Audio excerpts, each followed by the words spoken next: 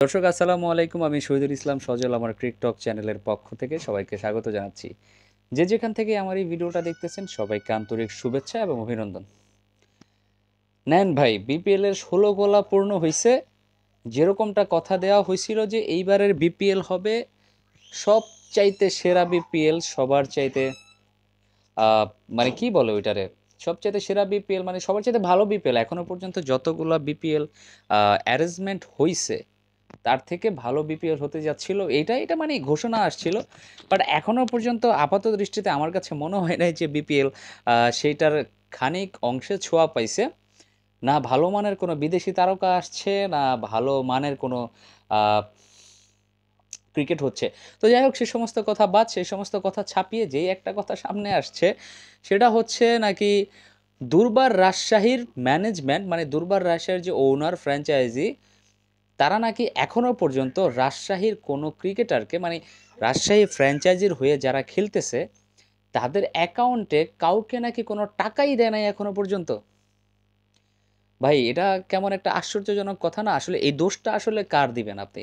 আমি যদিও হাসতে হাসতে বলতেছি, বাট আসলে না, আমার কাছে নিজের কাছে মনে হচ্ছে আমাদের কোনো ব্যক্তিত্বই নাই, একদম মনে করেন যে ব্যাকবোনলেস, মেরুদণ্ডহীন একটা লিগ বলা চলে। মেরুদণ্ডহীন মানে আমি কি বলবো, এটা দোষ কার দেবো? ফ্র্যাঞ্চাইজির দিব নাকি বিসিবির দেবো? আমাকে যদি জিজ্ঞেস করেন ভাই, আমি টোটাল দোষটা বিসিবির কাছে চাপাই দিব। এই যে বিসিবি, একটা কথা ছিল যে একটা কি বলে গ্যারান্টি মানি না কি জানি একটা কথা, আপনাকে যদি বিপিএল এ অ্যাটেন্ড করতে হয় অবশ্যই আপনাকে একটা নির্দিষ্ট পরিমাণ টাকা বিসিবির কাছে জমা দিতে হবে। তো সেই টাকা কি আসলে এবার কোনো ফ্র্যাঞ্চাইজিরা জমা দিছে? যদি জমা দিয়ে থাকে তবে অবশ্যই সেটা উচিত ছিল বিসিবির পক্ষ থেকে ক্রিকেটারদেরকে টাকাটা দিয়ে দেওয়া। এটা কি বিসিবি কেন করে না? এখন কি রাজশাহীর ফ্র্যাঞ্চাইজিরা ভাবতেছে যে বিসিবির কাছে অবশ্যই তারা গ্যারান্টার মানি দিয়েছে, সেটা দিয়ে তারা খেলোয়াড়দের টাকা পরিশোধ করে দেবে বিসিবি, কিন্তু বিসিবি কি সেটা করে না? নাকি আসলে এই ভুল টাকা বিসিবি কি রাজশাহীর টাকা নিয়ে অন্য কোনো জায়গায় ইনভেস্ট করে দিয়েছে, খায়া ফেলছে, এরকম কি কোনো কিছু? তবে সেটা যাই হোক ভাই, বিসিবির কাছে গ্যারান্টি মানি থাকলেও তো সেটা খেলা চলাকালীন সময়ে খেলোয়াড়দেরকে দেওয়ার কথা না, সেটা অবশ্যই রাজশাহীর ফ্র্যাঞ্চাইজিদেরকে দিতে হবে। টুর্নামেন্ট শেষ হওয়ার পরে তারা গ্যারান্টি মানি যদি দিয়েও থাকে সেটা তারা বিসিবির কাছ থেকে নিয়ে নিবে। কথা তো সেরকমই ছিল, কিন্তু রাজশাহীর ফ্র্যাঞ্চাইজি কি করছে? প্লেয়ারদেরকে একটা টাকাও দেয় নাই, ফলস্বরূপ প্লেয়াররা প্র্যাকটিসটা পর্যন্ত বয়কট করে দিছে, প্র্যাকটিস সেশন পর্যন্ত বয়কট করে দিছে রাজশাহী। কতটুকু মানে হীনমন্যতার! আসলে কি প্লেয়াররা তো ভাই ফ্রি খেলবে না,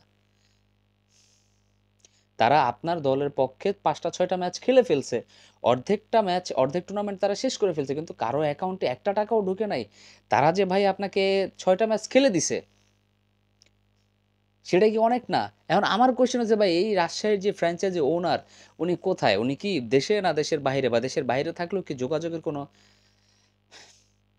ব্যবস্থা তাদের সাথে নাই? কোন ব্যাংকের চেক দিছে তিনি প্লেয়ারদেরকে, যেখানে প্লেয়ারদের চেকটা বাউন্স করে?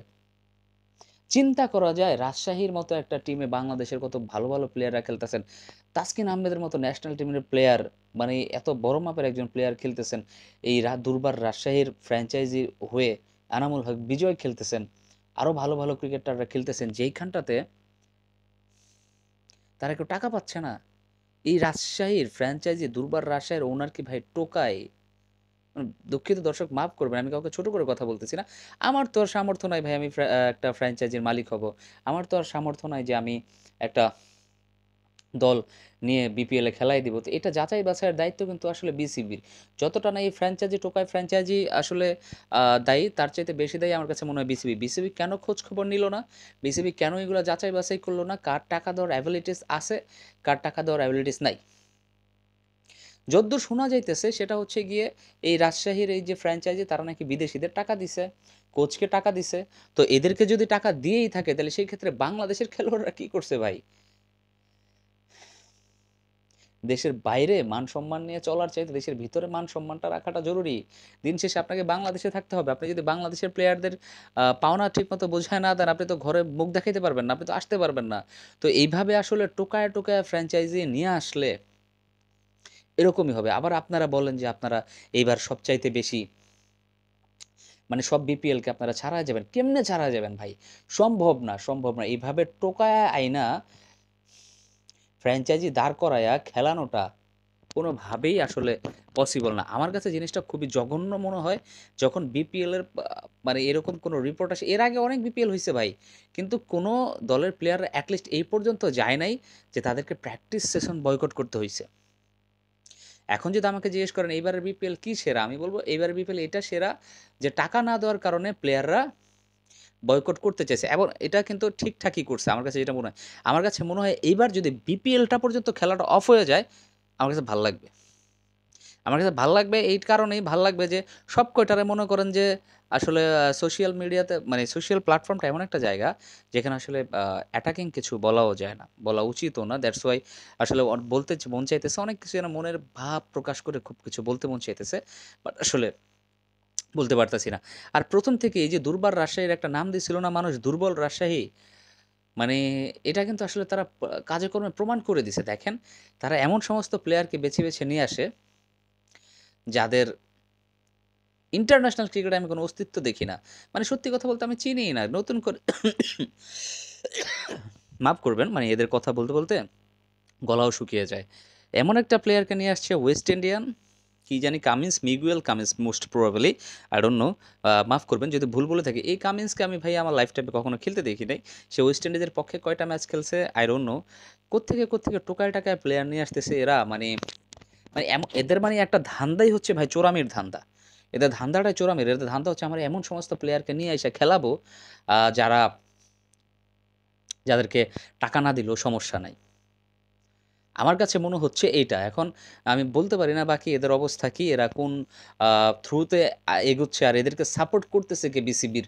বিসিবির সভাপতি আর ওই যে বিসিবির আরেকজন আছে পরিচালক ফাহিম আহমেদ। এদের মধ্যে তো আসলে ঝগড়াঝাটি লাইগাই গেছে। এরা একটা ঝামেলার মধ্যে পড়েই আছে। এখন এগুলারে আসলে দেখার দায়ভার কার? এগুলার আসলে দেখবে কে? মানে খোলা মাঠে ছাগল ছেড়ে দিলে ছাগল যেখানে ইচ্ছা সেখানে ঘাস খায় না? বিপিএল এর দশা হয়ে গেছে ঐরকম। ছাগল ছেড়ে দিছে, ছাগল যেখানে ইচ্ছা সেখানে যায় ঘাস খাইতেছে, যা ইচ্ছা তাই করতেছে, আবার ফুটাঙ্গিরিও করে তারা। তো যাই হোক এই সমস্ত কথা বলে লাভ নাই।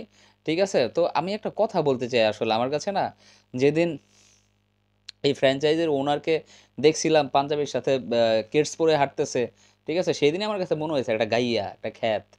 ঠিক আছে? খ্যাত টিম চালাবে কিভাবে? এত বড়, বড় দামি প্লেয়ার গুলারে টাকা দিচ্ছে না। ৳১ ও পর্যন্ত দিচ্ছে না। সে কবে টাকা দিবে? প্লেয়াররা যে খেলতেছে সেটা তার ১৪ পুরুষের কপাল। তো যাই হোক দর্শক আপনারা অবশ্যই আমার এই ভিডিওর কমেন্ট সেকশনে কমেন্টস করে জানিয়ে দিবেন যে আ দুর্বার রাজশাহীর কি আসলে রাইটস আছে নাকি আ খেলার মতো? বা তাদেরকে আসলে কি বয়কট করা উচিত নাকি বিপিএলটাই বন্ধ করে দেওয়া উচিত? সেটা অবশ্যই আপনারা আমার এই ভিডিওর কমেন্ট সেকশনে কমেন্টস করে জানিয়ে দিবেন। সবাই ভালো থাকবেন, সুস্থ থাকবেন। আসসালামু আলাইকুম।